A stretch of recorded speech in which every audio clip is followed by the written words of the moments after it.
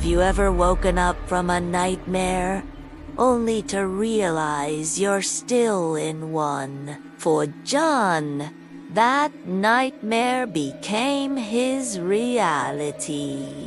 One moment, he was driving home, rain lashing against his windshield. The next, a blinding flash of headlights, the screech of metal, and then darkness. He woke up in a sterile, white room. The smell of antiseptic hung heavy in the air. He tried to move, but a strange stiffness held him in place. Looking down, he saw them. Stitches, hundreds of them, crisscrossing his entire body in a grotesque yet perfect patchwork. The doctor, a man with cold, detached eyes, explained there had been an accident, a severe one. They had done their best to put him back together. John should have been grateful, relieved to be alive, but an icy dread was already seeping into his bones. The skin felt wrong. Too tight in some places, too loose. In others, it was his, but it wasn't. Days blurred into a routine of checkups and bland hospital food.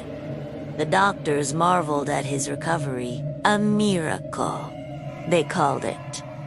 But John knew better.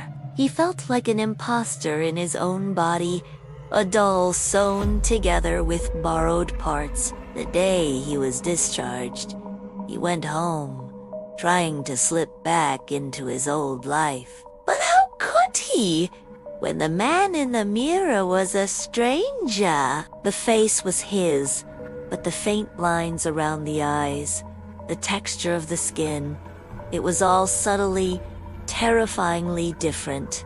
That night, it began, an itching sensation right below his ribs. He tried to ignore it, but it grew into a persistent, maddening prickle. He fumbled for the light, his heart pounding in his chest.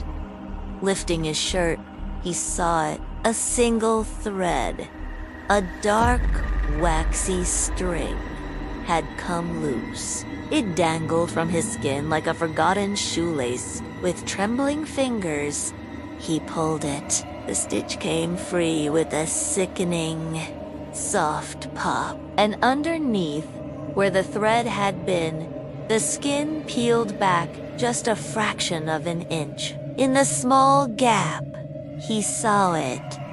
Skin that wasn't his. It was paler, dotted with freckles he'd never had. A wave of nausea washed over him. He was a puzzler, and one of the pieces was wrong. Every night after that, the same ritual of horror repeated itself. A new itch, a new location, a loose stitch on his arm, another on his leg, one near his collarbone, and each time he would pull the thread.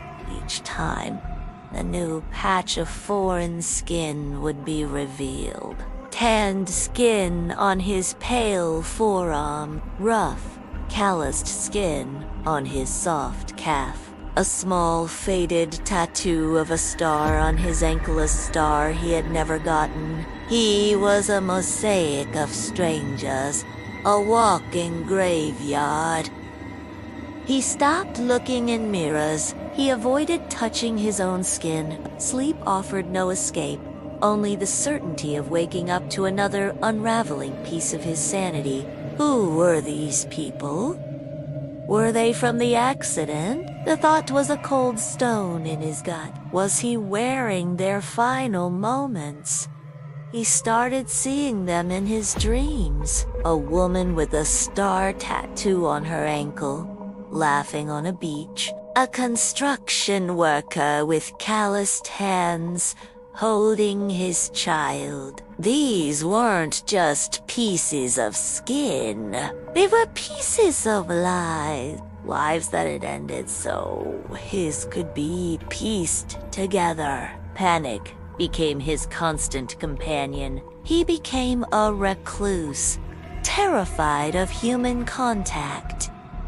What if someone noticed? What if a seam split open in public? The stitches were a constant, tightening reminder of his stolen existence. He was living, yes, but he wasn't alive. He was just assembled. One night, a stitch above his eye came loose. His hands shook so violently he could barely grasp the thread. He pulled. The skin peeled back, and beneath it, he saw a sliver of a different eye, a bright blue eye staring back at him from his own reflection.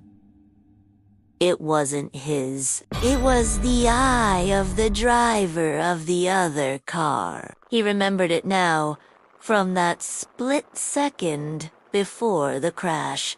The wide, terrified blue eye. He screamed, a raw, guttural sound that was ripped from a throat that might not even be his. He was not just wearing their skin. He was becoming them, piece by agonizing piece. How many more stitches were there? And what would be left of John when the last one finally came undone?